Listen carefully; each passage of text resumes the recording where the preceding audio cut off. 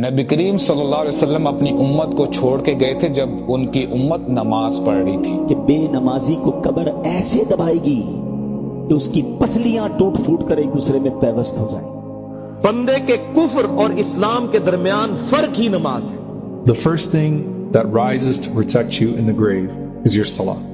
جو چیز فرق ڈالتی ہے نا مسلمانوں میں اور غیر مسلمز میں نان مسلمز، وہ کیا ہے؟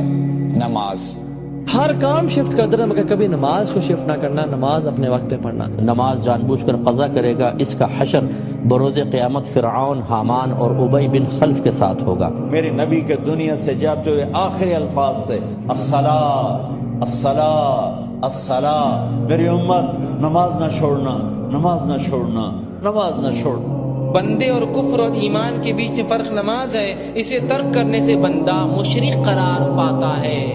ہمارے نبی کہہ رہے ہیں کہ سب سے بڑا چور کون ہے؟ وہ جو نماز میں چوری کرتا ہے.